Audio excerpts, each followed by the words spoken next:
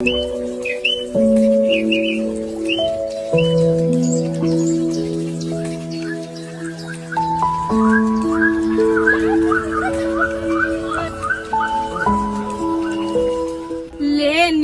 ಅಂತ ಒಬ್ಬ ಇದ್ದ, ಅವನ್ ಎಂಟ್ರಿಲೇ ಸಿಗರೇಟ್ ಇಟ್ಕೊಂಡು ಸ್ವ್ಯಾಗ್ ಸಕ್ಕದಾಗಿತ್ತು.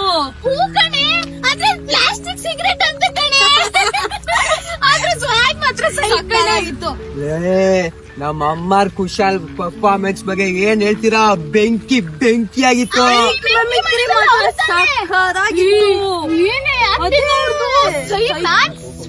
ಫಿದಾ ಆಗೋದೆ.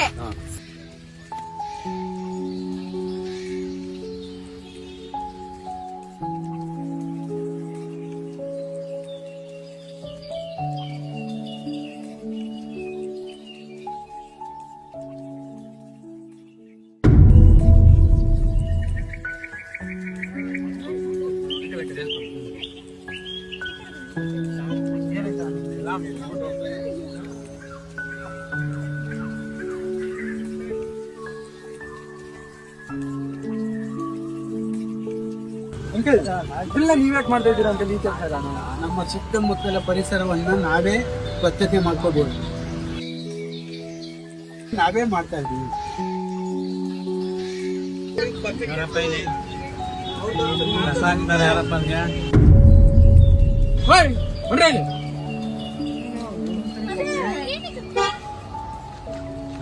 ಕಸ ಹಾಕ್ತಿರಲ್ಲ, ಕಸ ಯಾಕಪ್ಪ ತಿನ್ಬಿಟ್ಟು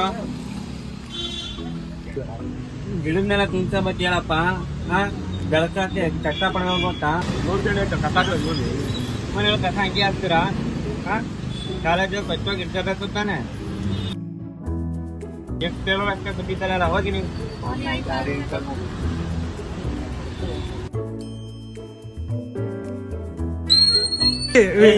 ನಿಲ್ಸ್ರಪ್ಪ.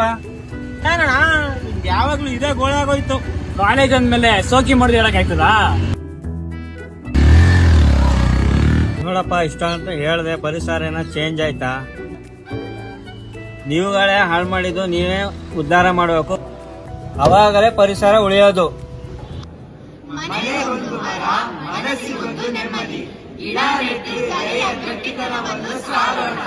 ಎಲ್ಲರಿಗೂ ವಿಶ್ವ ಪರಿಸರ ದಿನಾಚರಣೆಯ ಶುಭಾಶಯಗಳು.